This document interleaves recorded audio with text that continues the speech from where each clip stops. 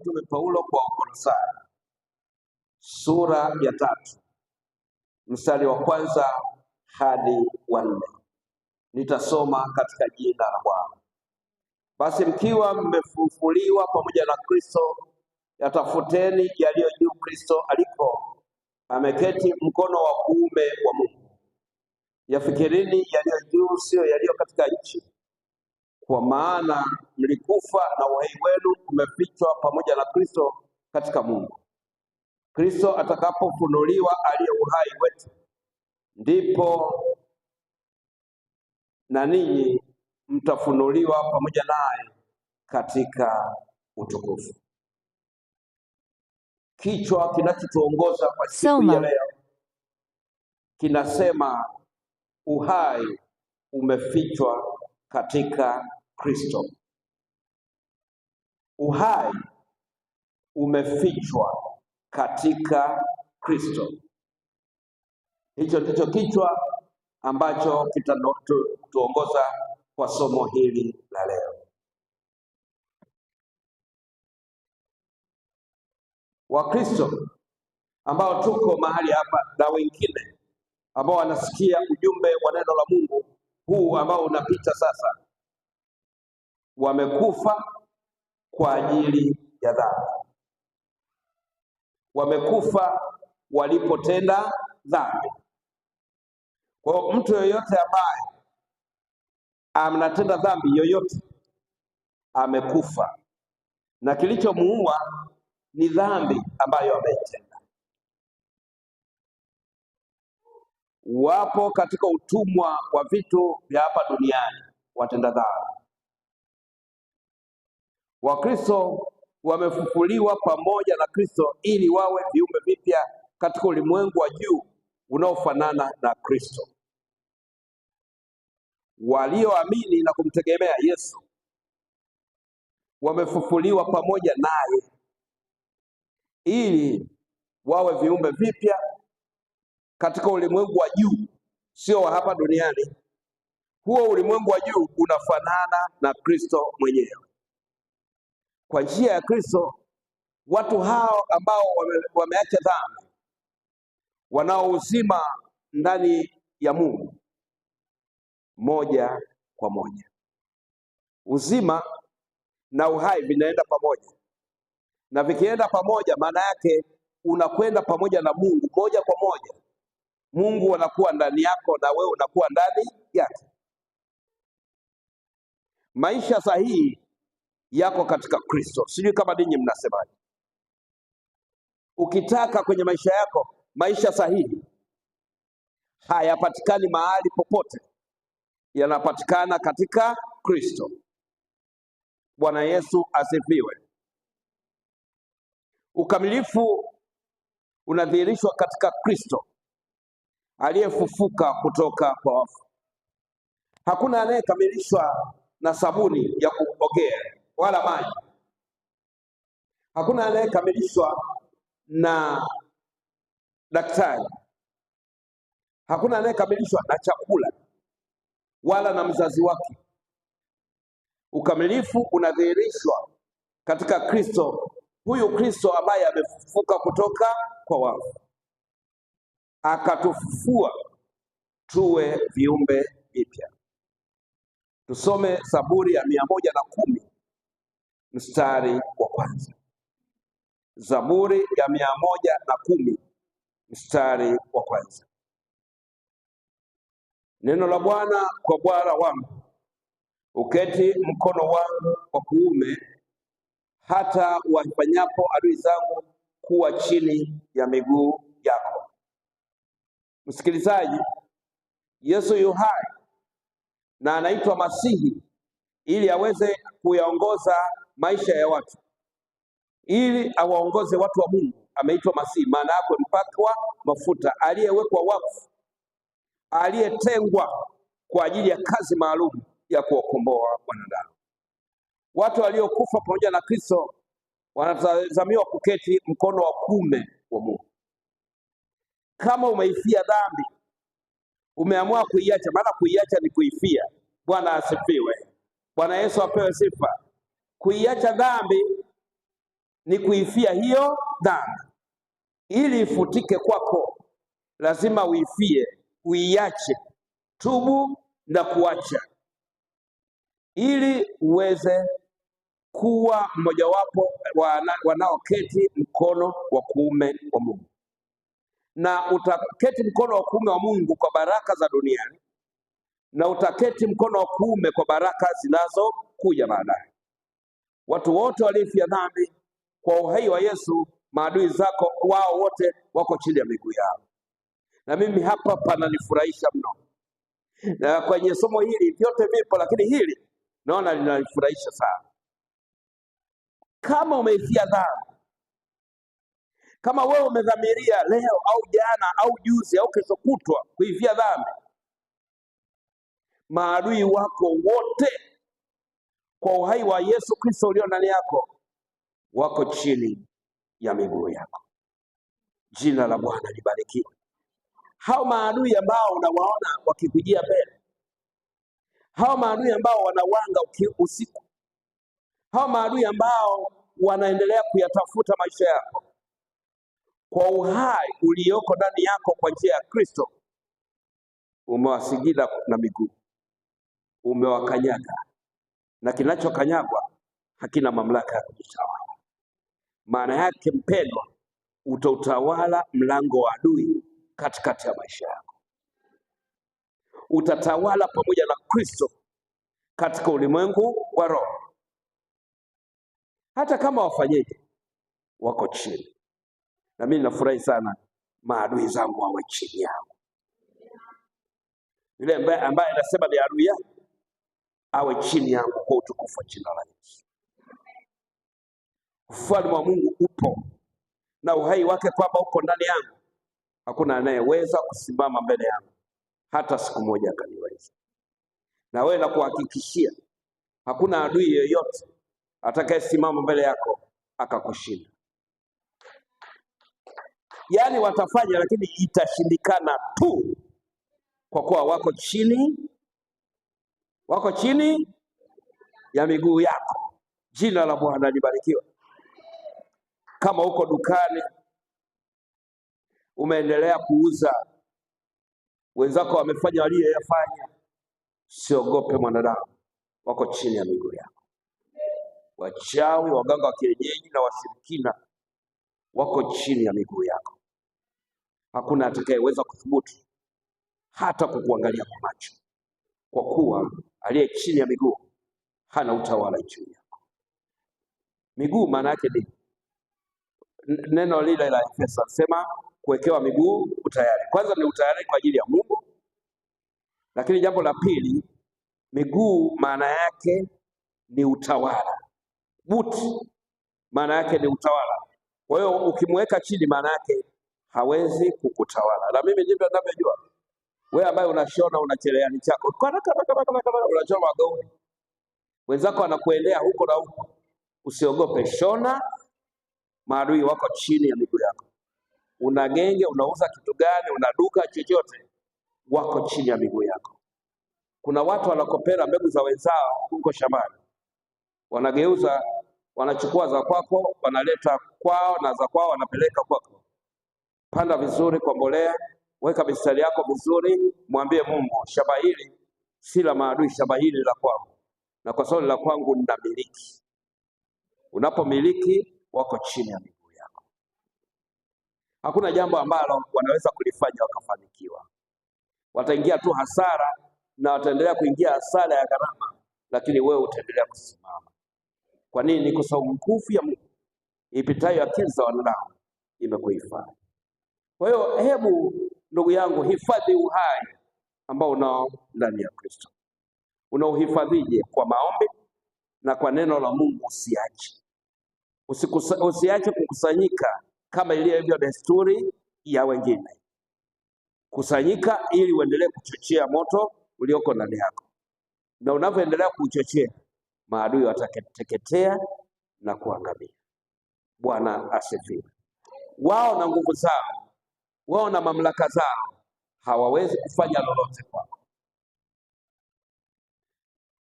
Waliomshika Yesu, tena Yesu aliyefufuka, wamefufuliwa pamoja naye. Walitakiwa watafute yale ya Yesu ili wawe mkono wa kuume wa Mungu. Unajua, ukiwa mkono wa kuume una nguvu, japo kuna wengine wanatumia kushoto kupiga, kufanyia kazi, lakini wengi wanatumia mkono wa kulia, wa kushoto wachache. Kwa hiyo ukikaa mkono wa kuume, maana yake una nguvu ya Mungu katikati ya maisha yako. Hebu tusome waraka wa Mtume Paulo kwa Warumi sura ya 6 mstari wa 2 hadi wa 3. Waraka wa Mtume Paulo kwa Warumi sura ya 6 mstari wa 2 hadi wa 3. Neno la Mungu nasema, hasha, sisi tulioifia dhambi tutaishije tena katika dhambi? Hamfahamu ya kuwa sisi sote tuliobatizwa katika Kristo tulibatizwa katika mauti yake? Mwisho wa kunukuu. Tunapobatizwa tunazikwa pamoja na Kristo. Ubatizo uliofanyiwa pale ulizikwa pamoja na Kristo kwa njia ya maji, na waliokwisha kubatizwa wameifia dhambi na hawawezi tena kurudi kwenye dhambi. Mtu aliyeifia dhambi asirudi tena. Sasa mtu aliyetapika afu anarudia matapishi, kama umeshatubu hiyo dhambi usirudie tena maishani mwako. Mstari wa 3 wa Wakolosai sura hiyo ya 3 kama tulivyosoma, mstari wa 3 unasema, kwa maana mlikufa, uhai wenu umefichwa pamoja na Kristo katika Mungu. Kutenda dhambi kibibilia inamaanisha ni kufa. Watenda dhambi wote mnaonisikiliza, kama unatenda dhambi iwayo yote, umekufa. Ninyi ambao mnanisikiliza, nasema kama una dhambi unayofanya, umekufa. Na wengine wanaziweka makundi, yasema hii ni kubwa, hii ni ndogo. Mbele za Mungu hakuna dhambi kubwa wala ndogo, zote ni sawasawa. Elimradi umetenda dhambi yoyote ile, mbele za Mungu ni dhambi mpaka itubiwe. Kwa hiyo anayetenda dhambi anafananishwa na mtu aliyekufa. Sasa ili usifananishwe na aliyekufa, hiyo dhambi iache. Hiyo dhambi kusudia kuikunguta uiache, ili uendelee kuwa kiumbe kipya. Aliyetenda dhambi anafananishwa na aliyekufa. Akiacha dhambi, akimfuata Yesu, anakuwa hai kwa mauti ya Yesu. Mimi ushauri wangu kwenu ninyi nyote, ushauri wangu siku ya leo, naomba kila mmoja atubu dhambi bila kuacha hata moja, ili awe hai kwa mauti ya Kristo. Uhai wa watu wa kiroho ulifichwa katika kifo cha Yesu Kristo. Siri ya uhai tulio nao, siri ya uhai ulio nayo imefichwa katika Yesu Kristo. Na ili hiyo siri iweze kufichuka, unapaswa kwa moyo wa dhati na wako kumpenda Kristo, kumwamini na kumtegemea Yesu Kristo awe Bwana na Mwokozi wa maisha yako. Waliomwamini Yesu walikuwa hai. Watu waliosulubiwa pamoja na Kristo walihakikishiwa uhai. Paulo alisema, kuishi kwangu ni Kristo, kufa ni faida. Maisha katika Yesu Kristo ni ya matumaini, na baada ya maisha haya matumaini yanaendelea kuthibitishwa katika Mungu. Bwana Yesu asifiwe. Bwana Yesu apewe sifa. Sijui kama yanaingia vizuri haya ambayo ninawaletea. Uhai wetu umefichwa pamoja na Kristo katika Mungu. Tukiendelea kutenda dhambi, tuwafu kwa dhambi tunazozitenda. Uhai wetu unatoka tukikataa kumshika Yesu Kristo. Pale ambapo unaamua kumpinga Yesu, pale ambapo unakataa kutembea pamoja na Yesu, uhai ulio ndani yako unaondoka. Maana yake vipawa, kibali cha Mungu ndani yako kinaondoka. Kwa nini? Kwa sababu umemkataa anayekupa hicho kibali. Tumesulubiwa pamoja na Kristo kwa mauti yake, na kuuthibitisha uzima katikati ya maisha yetu. Tunatakiwa tumwamini Yesu ili atufanye kuwa hai. Leo hii unaposikia ujumbe huu, usiufanye moyo wako kuwa mgumu. Bwana asifiwe. Usiufanye moyo wako kuwa mgumu. Uhai wako unathibitika katika kumwamini Yesu Kristo. Ndugu yangu unayenisikiliza, mauti sio sehemu ya maisha yako. Mauti na kuteseka sio sehemu ya maisha yako, maana tuwapya na tunapata faraja ya milele katika maisha yetu. Uhai wetu umefichwa katika Kristo. Uhai wako umefichwa katika Kristo, na kwa sababu umefichwa katika Kristo, mtumaini na kumtegemea yeye siku zote za maisha yako. Ujumbe ninaokupa siku ya leo, mtumaini Kristo ili akufanye kuwa mtu wake, utawale pamoja naye, uishi pamoja naye, na maisha yako yawe hai. Unajua kuna vitu vinakufa. Mtu mwingine akishika mimba zinaporomoka, ng'ombe zikishika mimba zinaporomoka, mpaka mambwa yanaporomosha mimba. Akilima mahindi au mbegu zinakuwa hazina nguvu shambani, nguruwe zinaporomosha watoto. Yaani hivyo kila kitu kinakufa, hakina mafanikio. Na kuambia kweli, ukimshika Yesu katika maisha yako, ukaamua kumtegemea kwa dhati ya moyo, nachoamini kabisa vyote vilivyokufa vitarejeshwa. Kutakuwa na urejesho wa hali ya juu. Kwa nini? Kwa sababu una uhai katika Kristo. Ninyi ni mashahidi. Kila unachogusa unashangaa, sijui vimekwaje. Kila watoto wakisoma wakifika mahali wamewekewa mpaka kila, yani vinakufa. Roho ya kuzaa mapoza. Kwa semina hii na neno hili tunaifuta kwa jina la Yesu. Tunaachia roho ya uhai kuanzia kwenye nafsi zetu, katika maisha yetu, katika mali zetu, kwa watoto wetu na wajukuu na vyote vinavyotuzunguka mpaka kwa majirani. Uhai uonekane unaopatikana katika Kristo kwa mauti yake. Jina la Bwana libarikiwe. Jina la Bwana libarikiwe. Uhai wetu umefichwa katika Kristo, tu hai hata milele kiroho, maana hatuwezi kufa katika dhambi. Kataa kufa katika dhambi leo. Kataa, weka mgomo wa kufa katika dhambi. Weka mgomo katika kufa, katika kutenda dhambi. Weka mgomo wa kufa kwenye dhambi. Simama na uhai katika Kristo. Bwana Yesu apewe sifa. Katika Kristo tunauishwa kutoka mauti na kuingia uzimani. Barua ya kwanza ya Mtume Paulo kwa Wakorinto, sura ya 15 mstari wa 43. Wakorinto wa kwanza sura ya 15 mstari wa 43. Hupandwa katika aibu, hufufuliwa katika fahari. Hupandwa katika udhaifu, hufufuliwa katika nguvu. Mwili wa ufufuo unatofautiana na mwili unaozikwa kaburini, na ndicho kazia. Mwili unaozikwa kaburini na mwili wa ufufuo ni vitu viwili tofauti. Mimi ninachowahubiria hapa sio mwili unaozikwa, sio uhai, sio mwili unaozikwa kaburini, lakini nawatangazia mwili wa ufufuko katika Kristo. Mwili unaozikwa kaburini haupendezi. Mwili unaozikwa kaburini haudumu wala hauna nguvu.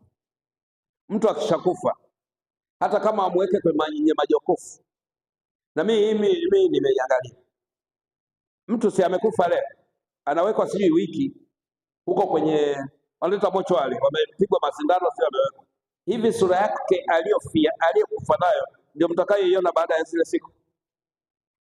Hata alikuwa mweupe, amekuwa mweusi, jingine limeshavimba tayari, kwa sababu mwili huu haupendezi. Na tunajifanya tu mtu anatembea analinga kwenye barabara, anafanya kuzunguka, anajizungusha. Una mwili gani wewe ambao unapendeza?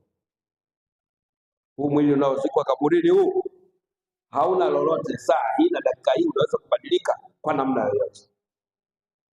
Kuna watu wawezao wakiwa wasichana, acha mchezo, akishazeeka amekwisha. Mwili huu haupendezi. Mimi huu wa kwangu haupendezi. Mwenyewe tu nimekaa lilijitu lisibalizima, siji nimekaa, si ndio? Kwa hiyo mwili huu haupendezi. Sijui kama mnasemaje. Na mimi nataka nifute wanaoringa na mwili huu. Mwili huu haupendezi na mwili huu haupendezeshi. Bwana Yesu apewe sifa. Tubadilishe kidogo. Mwili huu ulio nao usikupe kiburi. Mwili huu usikupe kiburi. Tafuta mwili wa ufufuko katika Kristo, ule ambao unapendeza, ule ambao unapendezesha. Hili ni mwili hili tulio nao, tena mwili la mtenda dhambi ndio kabisa. Hata acheke anajilazimisha. Unajua kuna watu hata akipaka mafuta anaendelea tu kupauka. Hata avae nguo inayopendezesha wenzake, yeye akiliweka huko kama aliyevaa gunia. Kwa nini? Mwili huu haupendezi, wala mwili huu hauna thamani. Ukitaka ujue hauna thamani, twende kaburini, tumwache yule mtu afu turudi baada ya siku mbili kama tunakumbuka. Sio umeshamsahau tayari. Mimi ninaochowakazia, naomba tutafute mwili wa ufufuko katika Kristo. Yesu ayabadili yaliyoko ndani yetu, yanayoleta majuto, yanayoleta upinzani wa kiroho ndani yetu, atufanye kuwa wapya katika Kristo. Naomba wanaolinga na bibi yao wanipungie. Kumbe mimi nimesema wanipungia punga. Kumbe ninaringa. Nimesahau. Haya, wanaoringa na mwili wa ufufuko wanipungie. Amina. Mwili wa ufufuko ndio kufagilia, tukitubu, tukiziungama na kuishi maisha matakatifu katika Kristo, kuanzia duniani mpaka tunako kwenda. Bwana asifiwe. Jina la Bwana libarikiwe.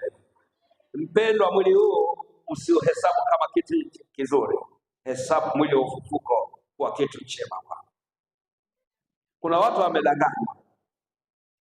Mbea mzuri sana, wewe ni mzuri sana, sweetie, sijui nini, sijui baby. Kuna majina wanaita sweetie, baby, mengine nani?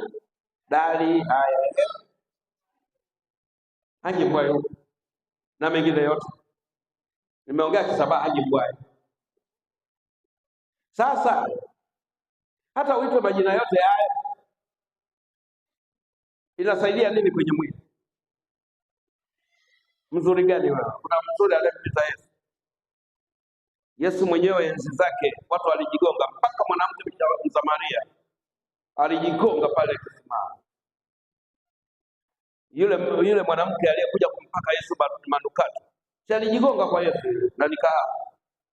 Mpaka makahaba walijigomba. Hakuna mzuri kama Yesu. Kwa hiyo sisi ambao tunaishi nyakati hii, wenyewe tu miili yetu tumekaa kama uyoga, sijui vimekaje, na sura zetu kama uyoga. Lakini tukitubu hizi dhambi, tukamwamua kwamba Yesu atubadilishe, hata hivi tunaishi duniani, tutakuwa tunaishi na mwili wa ufufuko. Bwana Yesu asifiwe. Utaishi na mwili wa ushindi. Wanaokuona hawakuoni wewe, wanamuona Kristo. Na hakuna anaweza kucheza na wewe mchezo wao wote mchafu. Kwa nini? Una mwili wa ufufuko. Na mwili huu huupati pengine, hata uzunguke dunia nzima, unaupata kwa kumwamini Yesu Kristo, na Yesu Kristo awe Bwana na Mwokozi wa maisha yako. Watu wengine watakwambia umependeza, umependeza, utaendelea kulinga. Nimependeza katika Kristo. Aliyenikarabati na kunitengeneza hivi nilivyo ni Kristo, aliyeshinda kifo na mauti. Huyu peke yake ndiye anayenipendezesha. Anasema ujana wako ukarejezwa kama tai, uzee wako ukarejezwa, sio ujana sasa, uzee wako ukarejezwa kama tai.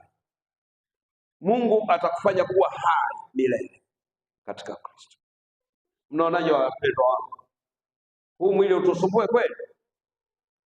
Usumbuliwe na hili bodi, huu udongo?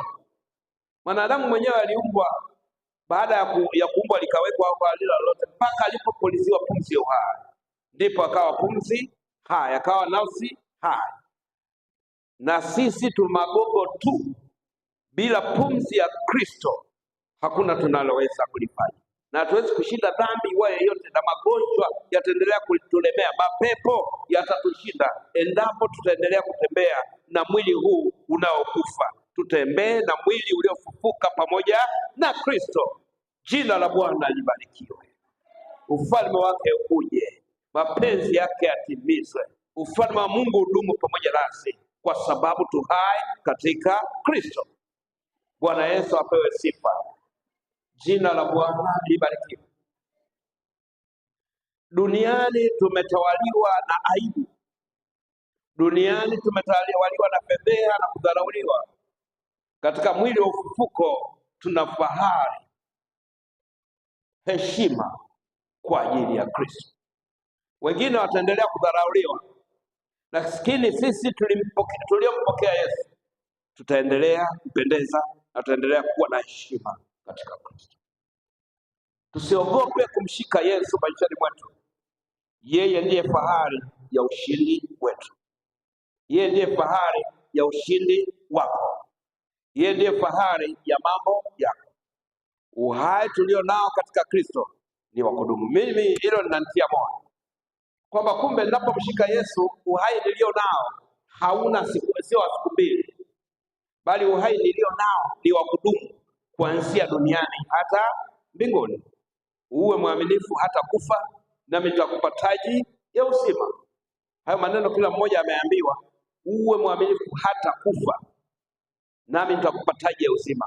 Ukiwa mwaminifu duniani katika Kristo na uhai wake ukadumu kwako, kuna mambo makubwa na mageuzi na mapinduzi Bwana atakayefanya. Bwana Yesu apewe sifa. Bwana Yesu asifiwe. Tusiogope wala kuwa na mashaka. Bado tunayo nafasi ya kutafuta uhai katika Kristo. Hata sasa unaponisikiliza, bado hujachelewa. Utafuta uhai katika Kristo. Leo hii, dakika hii utaupata. Yule mwizi pale msalabani alimhangaika na Yesu akamwambia, utuokoe na sisi. Alisema wewe si nini, utuokoe na sisi. Yule mwizi mwingine akamwambia, wewe umeogopa hata Mungu? Sisi tunapokea malipo ya kile tulichokifanya.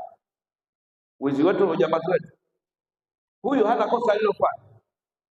Yesu akagundua huyu ameshamkiri katika mateso, akamwambia, leo hivi utakuwa pamoja nami peponi, na kungoja kesho.